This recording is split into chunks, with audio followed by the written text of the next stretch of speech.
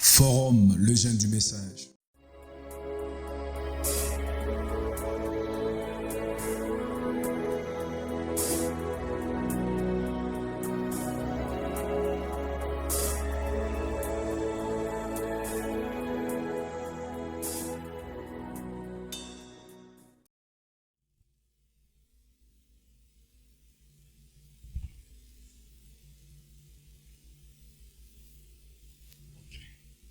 Bien, je commence avec la Bible noire, la Bible de l'Orient. Je prends Apocalypse chapitre 5.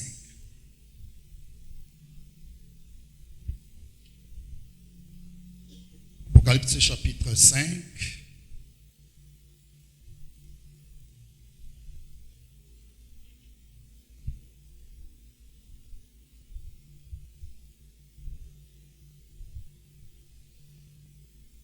Puis je vis dans la main droite de celui qui était assis sur le trône un livre écrit en dedans et en dehors, scellé de 7 sceaux. Et je vis un autre ange puissant qui criait d'une voix forte: qui est digne d'ouvrir le livre et d'en rompre le sceau? Et personne dans les ciels, ni sur la terre, ni sous la terre, ne put ouvrir le livre ni le regarder. Et j'ai pleuré beaucoup de ce que personne ne fit trouver digne d'ouvrir le livre ni de les regarder.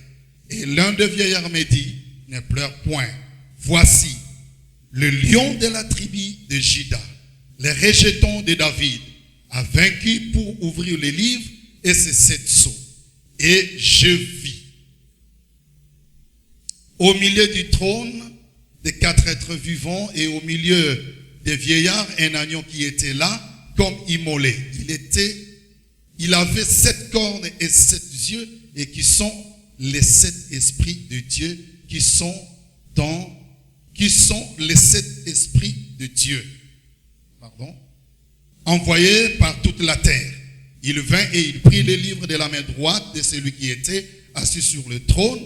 Quand il lui eut pris le livre, les 4 êtres vivants et les 24 vieillards se prosternèrent devant l'agneau, tenant chacun une harpe et des coupes d'or remplies de parfums qui sont des prières de saints. Et ils chantaient un cantique nouveau en disant: tu es digne de prendre le livre et d'en ouvrir les sceaux, car tu as été immolé et tu as racheté pour Dieu par ton sang des hommes de toute tribu, de toute langue et de tout peuple et de toute nation. Tu as fait d'eux un royaume de sacrificateurs pour notre Dieu. Ils régneront sur la terre. Merci, que le Seigneur vous bénisse. Bien, parce que nous sommes venus parler de l'adoration, nous sommes censés savoir premièrement quand est-ce que l'adoration a commencé et qui est adorable et où nous devons adorer. Donc, mais le sujet commence par qui, quand, où devrions-nous adorer. Mais moi, je commence avec quand. Je vais commencer par quand l'adoration a commencé et après, je vais parler de qui et de où devrions-nous adorer. Justement, déjà l'Apocalypse nous dit quelque chose, que l'adoration, je commence avec Apocalypse chapitre 5, deuxième partie, prêché le 18 juin 1961, prêché au Branham Tabernacle, Jeffersonville, Indiana, USA. Je commence avec 130 à 134. Après, je peux prendre 89 et 90. Maintenant, souvenez-vous, quand un homme est allé faire un rachat, n'oubliez pas cela. Maintenant, quand un homme allait faire un rachat, il prenait avec lui des hommes qui étaient des anciens et allait à la porte de la ville. Et là, il disait la raison pour laquelle il était là. C'est ce qu'il faisait. Il allait à la porte et disait, je suis ici pour me prévaloir de ma qualité de parent rédempteur de cet héritage. Et je suis ici pour présenter devant les anciens de cette ville. Souvenez-vous. Et quand les gens plaira maintenant, quelqu'un, comme je l'ai dit la semaine dernière, il a dit, Jean plaira parce que personne ne fut trouvé digne. Ce n'était pas ça. Un homme sous l'influence du Saint-Esprit ne pleurerait pas pour ça. Il pensait que c'est parce qu'il n'était pas digne. Peut-être Jean lui-même n'était pas digne, personne n'est digne, mais il n'a pas pleuré à cause de cela. Je crois qu'il pleurait de joie parce qu'il avait vu tous les plans de la rédemption qui étaient écrits dans ces livres. Ce n'était pas parce qu'il n'y avait personne de digne, car il y avait là un agneau qui, lui, était digne. Ainsi, il pleurait là. Il dit, oh, gloire à Dieu. Écoutez, quand il s'est mis immédiatement à crier, maintenant,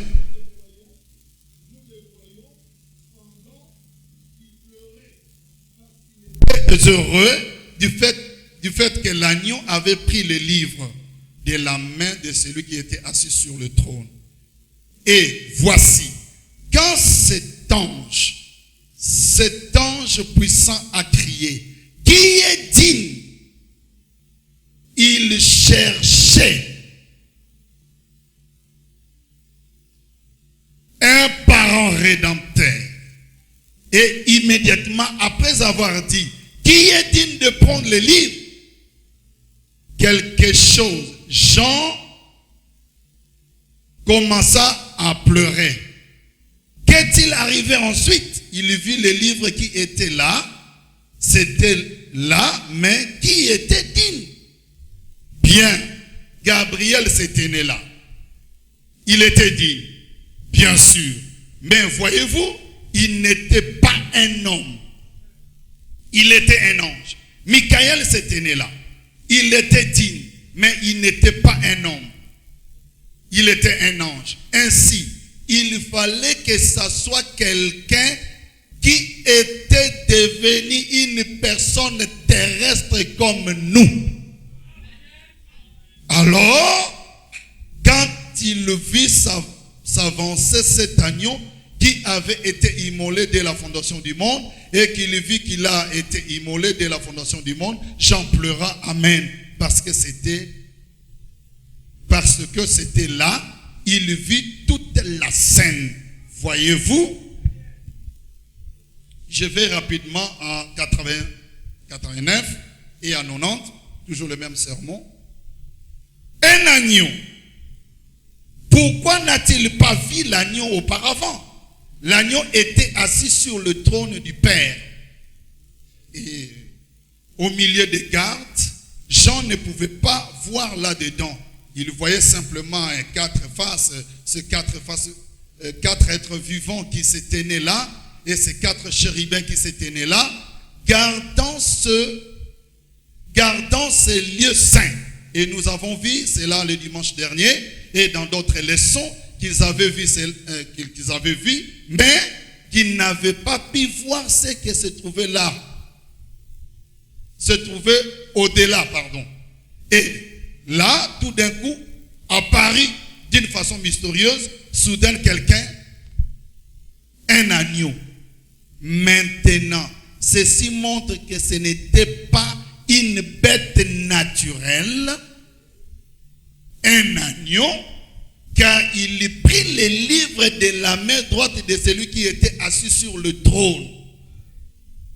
Un agneau ne pourrait pas faire cela. Voyez, l'agneau était Christ. Celui qui a pris les livres, celui qui va briser les sceaux, c'est le Christ. En d'autres termes, dans cette tribu, il était humble et doux comme un agneau. Livre des symboles. Maintenant, j'entre parce que nous devons savoir, celui qui a ouvert le sceau, celui qui a brisé le sceau, c'est un agneau. Et cet agneau-là, on l'a adoré par les 4 êtres vivants et par les 24 vieillards et les 4 êtres vivants. Et je dois retourner là-bas, mais je vais vous montrer premièrement qui a brisé les sceaux. L'agneau qui brise les sceaux, c'est celui-là que nous devons adorer. Quand est-ce qu'on peut adorer? Nous devons adorer quand les sceaux seront brisés. Parce que, je lis rapidement, c'est tenir à la brèche. Ou debout dans la brèche, c'est toujours la même chose. 88, je lis rapidement. Quand je vois les modérateurs déjà derrière moi, je commence à craindre. Mais j'ai beaucoup de temps. Je fais seulement 5 minutes avec cette lecture-là. Je surveille le temps. 88. Eh bien, je ne le savais pas à ce moment-là. Frère Fred Soffman, je sais qu'il est présent. Et je suis sûr que frère Normand est présent. Nous étions là. Je devais me rendre à Houston pour sauver ces jeunes garçons de la chaise électrique. Et puis, je suis rentré et je suis allé à la chasse là avec le frère. Et ce matin-là, j'étais debout là, en train d'enlever les gratterons, ou plutôt ce qu'on appelle là-bas coat heads, en train d'ôter les bandanes de la jambe de mon pantalon, et l'explosion survint exactement de la manière dont cela a été annoncé. Et c'est vrai, frère Fred, était bon, j'ai dit être emporté très loin du sol. Et juste au-dessus de moi se tenaient les anges du Seigneur qui m'avaient apporté ce message. Pour que je revienne ici et briser ce sceau. Donc maintenant là, le décor commence à être un peu déjà. Je suis revenu ici et brisé les sceaux. Bon, rapidement, je prends encore premier sceau, paragraphe 198. Premier sceau 198. Qu'est-ce que Papa Branham dit là-bas? Le grand prophète de tout le temps. 198. Je lis rapidement. Donc ici, les sceaux avaient déjà été brisés.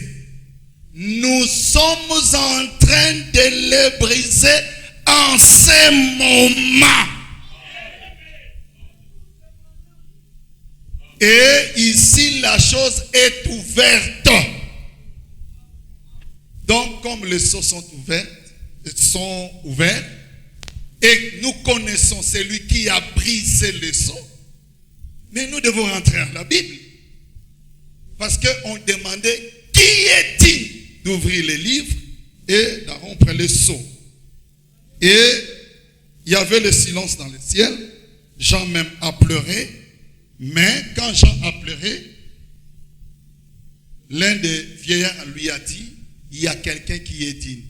Donc maintenant là, des écritures, ça suffit déjà, où William Marion Branham est en train de dire, c'est moi qui ai brisé le sceau. Et je suis en train de les briser en ce moment. Maintenant là, nous pouvons prendre les hommes qui sont maintenant en prison. 152 à 154.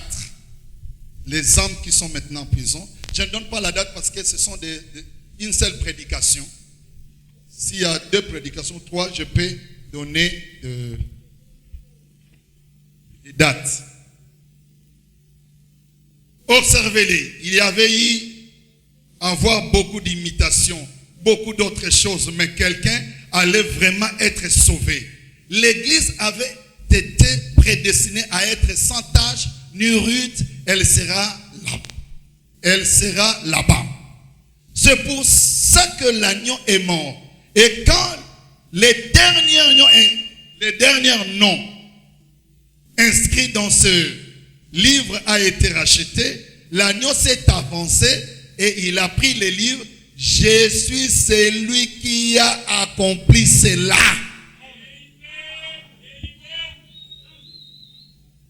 Mes amis, le décor est déjà bien préparé.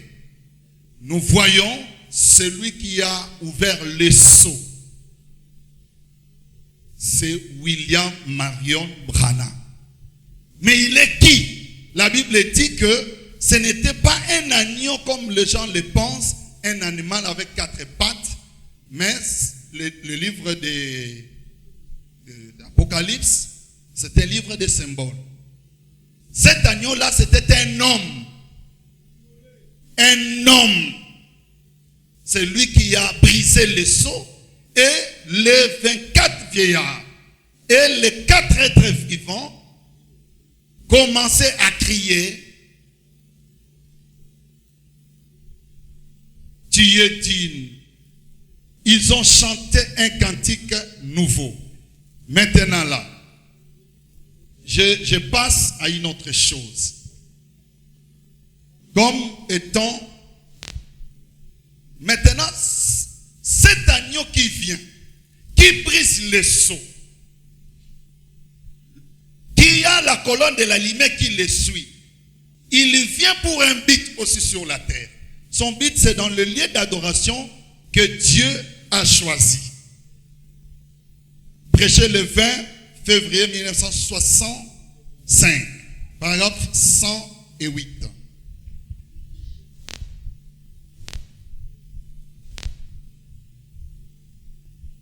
Alors, mon frère, je vais vous demander quelque chose en terminant. On pourrait dire ceci. Dans Malachie 4, est-ce qu'il ne nous a pas aussi promis un autre aigle avec une colonne de lumière qui suivrait pour montrer à l'église dans l'erreur aujourd'hui qu'il est Hébreux 13, 8. Le même hier, aujourd'hui et pour toujours. Est-ce qu'il ne nous est pas promis qu'un autre arriverait du désert en volant? Amen. C'est exactement la vérité. Comme ça se correspond, comme ça s'accorde avec Luc 17:30, où le Fils de l'homme, l'aigle, se révélera pour, quand il va se révéler, c'est le verbe pronominal. Se révéler et révéler, c'est différent. Il se révélera pour anéantir tous les autres lieux d'adoration, comme les dénominations, et ainsi de suite. Dieu a choisi son lieu. Jean a dit, le voilà. Et puis, il nous a promis la même chose aujourd'hui. Si on a choisi un lieu d'adoration, qui était Jésus, mais nous aussi, nous avons une promesse aujourd'hui que nous aurions un lieu d'adoration. Dieu doit choisir un lieu d'adoration pour ramener le cœur des enfants, pour dire qu'il n'est pas mort, que ces choses ne sont pas pour un autre âge. Le baptême au nom de Jésus, ce n'était pas pour une époque reculée, mais il est le même maintenant et anéantir tous les autres lieux d'adoration. Voilà ce que l'aigle du dernier jour doit faire. Montrer que tout le reste, ça n'a pas de sens. Que la dénomination, c'est insensé. Mais de leur montrer de nouveau, avec le même site qu'il faisait, qu'il est le même hier, aujourd'hui et pour toujours. Alléluia! De nouveau. Bien. Et puis, nous devons savoir ceci. On ne peut pas adorer quelque chose de mythique. Quelque chose qu'on ne voit pas. Aujourd'hui, nous sommes dans l'âge où Dieu est venu se révéler. Et s'il est venu se révéler, s'il était caché dans, aujourd'hui, il ne sera plus caché, sera révélé. Je lis dans Paradoxe de 1965, paragraphe 168. Le Dieu qui était dans, en Jésus, dans, aujourd'hui, écoutez ce qu'il deviendra. 168. Prêché le 17 janvier 1965, un paradoxe. Maintenant, nous sommes maintenant une minute de la fin. A-t-il fait exactement comme il avait dit qu'il ferait? Maintenant, combien croient qu'il a fait, qu'il est le même hier, aujourd'hui et éternellement? Et sentez sa présence maintenant. Vous avez vu sa présence maintenant. Votre œil a vu. Vos oreilles ont entendu. Et Dieu a confirmé devant vos yeux sa présence. Cette chose que vous ressentez tout le temps, qui vous condamne quand vous faites le mal, et vous dit de ne pas le faire, ce même Dieu est devenu visible devant vous. N'adorez pas le Dieu là qui nous condamne, qui nous dit ne faites pas ça, faites ceci. Ce Dieu là deviendra tangible. Il sera personnifié. Si pour corroborer ou bien appuyer encore cette citation-là, je peux essayer de rendre un service. Avant d'entrer à une autre chose, écoutez, essayez de rendre un service à Dieu sans que cela soit la volonté de Dieu. Paragraphe 174. Je ne le suis pas, là c'est Jean-Baptiste, mais il est debout au milieu de vous. Et je ne suis pas digne de délier la croix de ses souliers. Quand il y viendra, il se fera connaître. Et aujourd'hui,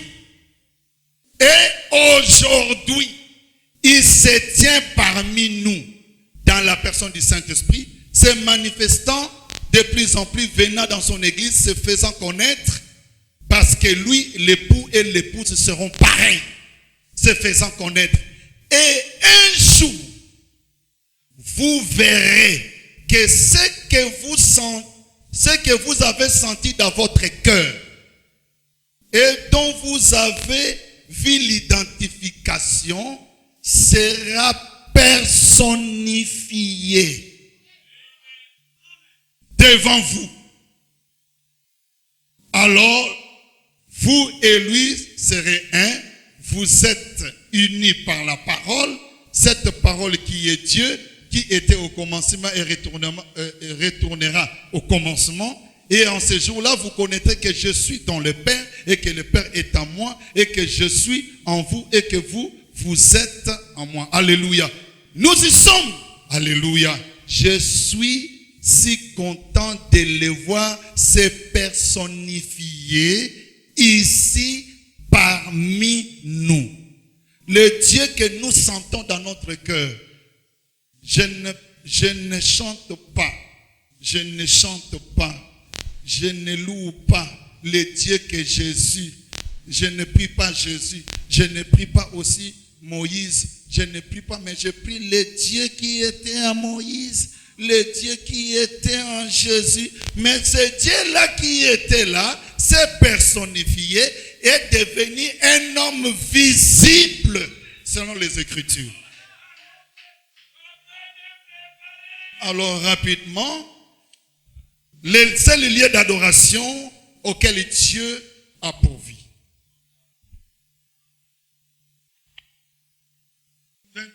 28 novembre 1965. Paragraphe 264. Je lis rapidement, parce que je reste qu'avec 5 minutes.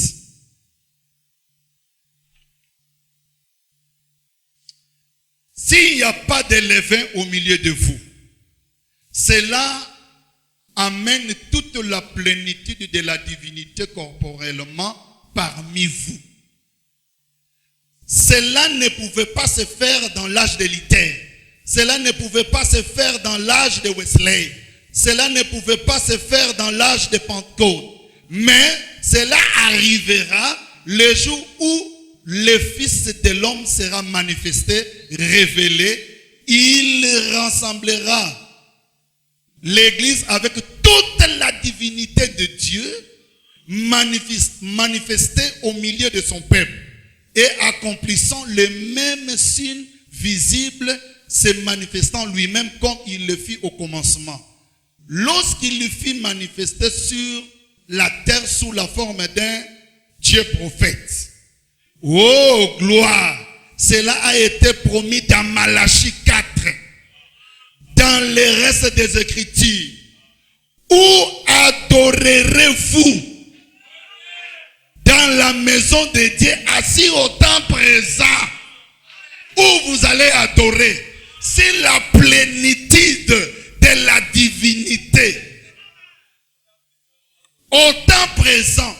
Ce qui est mal, c'est que les gens veulent toujours, ils ont l'esprit de la grenouille. Ils ne veulent pas avancer. William Branham dit, la vraie adoration, ce n'est pas un esprit.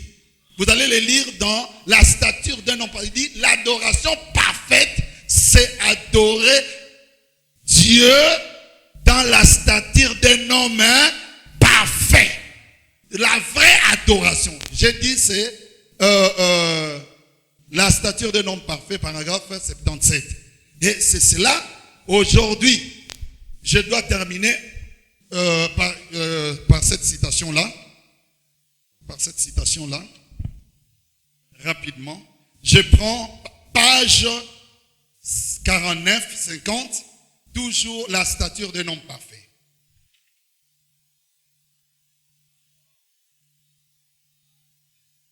Vous savez, les païens se prosternent devant une idole. Un Dieu imaginaire. Ou d'une façon imaginaire. Ils croient que ce Dieu imaginaire les répond. C'est du paganisme. C'est du romanisme.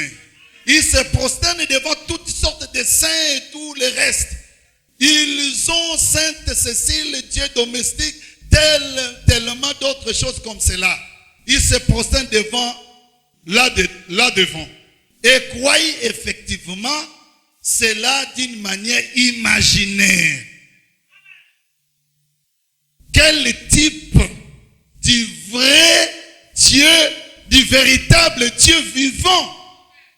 Mais quand nous, non pas d'une manière imaginaire, mais nous nous prosternons devant un Dieu vivant, une vertu vivante, une connaissance vivante, une patience vivante, une piété vivante, une puissance vivante, venant par le Dieu vivant. Cela fait d'un homme vivant une image vivante, la stature de Dieu.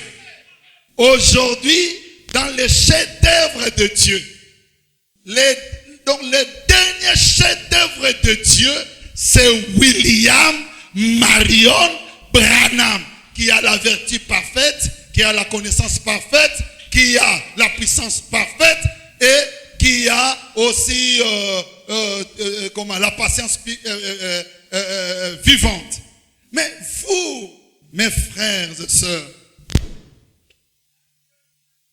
un Dieu, imaginez, j'ai laissé beaucoup de choses parce que vous remarquerez que même la divinité de Jésus n'était que du romanisme. Nous allons l'éprouver s'il y aura des questions. Mais Jésus, Christ, qui est personnifié aujourd'hui, c'est William Marion Branham. Il dit, oh ça y est, je vais vous tourner mon dos pour vous faire savoir que c'est Jésus dans toutes les formes. Shekinah dit, c'est Jésus dans tous les aspects. Et si vous voyez la plénitude aujourd'hui dans le corps, si vous croyez, où adorerez-vous aujourd'hui, présent dans la maison de Dieu? Que Dieu vous bénisse.